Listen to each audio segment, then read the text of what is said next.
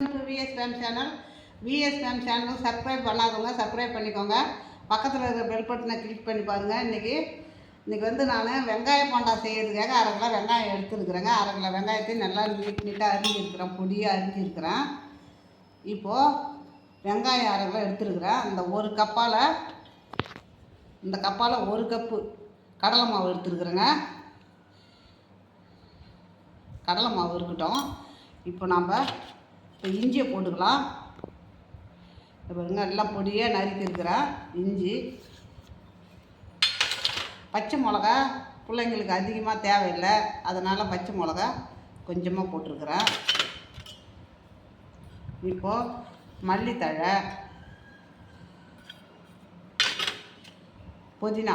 புதினா தழை, இப்போ கறிவேப்பிலை,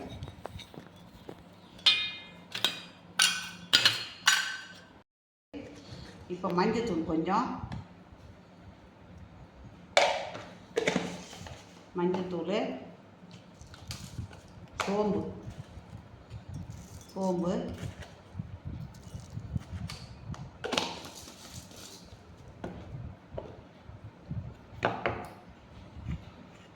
இப்போ காஷ்மீர் சில்லிங்க. காஷ்மீர் சில்லி கொஞ்சம் கலருக்காக. இப்போ பூண்டு இடிச்சிருக்கிறேங்க. இது ஒரு 2-3 பூண்டு இருக்கும், அதை இடிச்சிருக்கிறேன். இடித்து இது ஒரு ஃப்ளேவர் வரும், அதுக்காக தான்.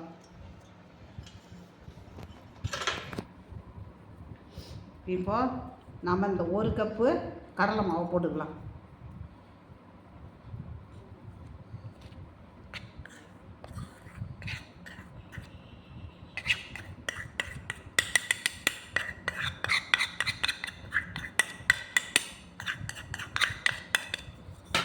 இப்போ இந்த 1/2 கப்பு அரிசி மாவு போட்டுக்கலாங்க. 1 கப்பு கடலை மாவுக்கு, இன்னொரு தடவையும் சொல்கிறேன், 1 கப்பு கடலை மாவுக்கு 1/2 கப்பு அரிசி மாவு. நீங்கள் அதில் மாற்றம் ஏதாவது இருந்ததுன்னா அது வராது. அந்த போண்டா அவ்வளோவா ருசிக்காது, நல்லாவும் இருக்காது. இப்போ நம்ம அதுக்கு தேவையான உப்பை போட்டுடலாம்.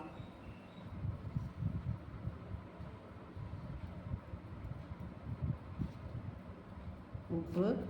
இப்போ முதல்ல நம்ம வெங்காயத்தில் தண்ணி ஊற்றுவோம், அதனால் நம்ம முதல்ல பிசைஞ்சிக்கலாம். அப்புறம் பத்தலைன்னா நம்ம தண்ணி போட்டுக்கலாம். இப்போ நம்ம தெளித்து தாங்க பிசையணும், ஊற்றக்கூடாது. தண்ணி தெளித்து தான் பிசையணும், ஊற்றலாம் கூடாது.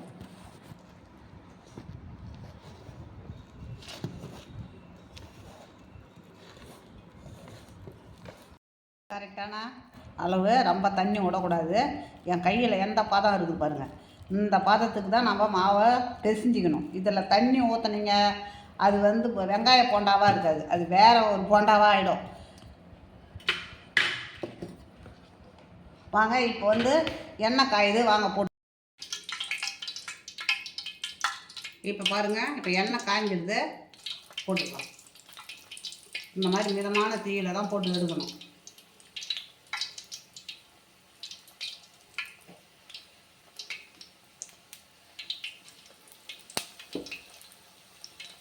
மைதா மாவு போடுவாங்க, அரிசி மாவும் போடுவாங்க, மைதா மாவு கூட போடுவாங்க, கோதுமை மாவு போடுவாங்க. அப்படிலாம் போடக்கூடாதுங்க, இந்த மாதிரி தான் செய்யணும்.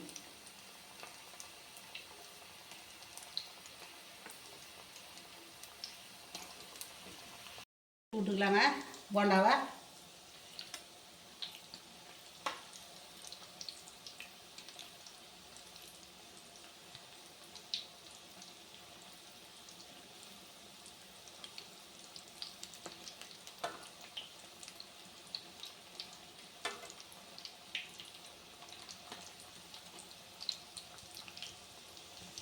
இந்த மாதிரி திருப்பி விட்டு வேகணுங்க, வேகாமல் நின்றுட போகுது.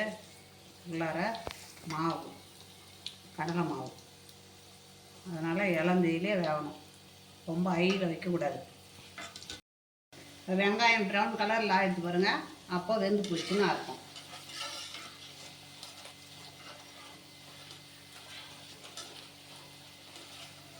இப்போது இது வெந்து போச்சு. இதுவே ஒரு டீ கடையில் போயிட்டு டீ சாப்பிட்றவங்களோ காஃபி சாப்பிட்றவங்களோ அவங்க போயிட்டு இந்த டீ கடைக்கு இந்த வெங்காய போண்டாவுக்குன்னே கூட்டம் சேருங்க பாருங்கள்.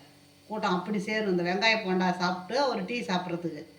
அது மாதிரி இல்லாமல் இப்போ நாம்ளே இதை செய்து ஆளுக்கு 2 சாப்பிட்லாம். குடும்பத்தோடு உக்காந்து ஆளுக்கு 2 சாப்பிட்டு டீ சாப்பிட்லாம், காஃபி சாப்பிட்லாம். அவங்க வெளியில் போகிறவங்க அவங்க மட்டும் சாப்பிட்டு வந்துடுவாங்க. டீ கடை வெங்காய போண்டா ரெடிங்க. இப்போ இந்த வெங்காய போண்டா எப்படி நான் செய்வேன்றது நீங்கள் நல்லா பார்த்துருப்பீங்க. இதே மாதிரி நீங்களும் செய்யுங்க. உங்களுக்கு பிடிச்சிருந்ததுன்னா எனக்கு லைக் பண்ணுங்கள், கமெண்ட் பண்ணுங்கள், சப்ஸ்கிரைபர் பண்ணுங்கள்.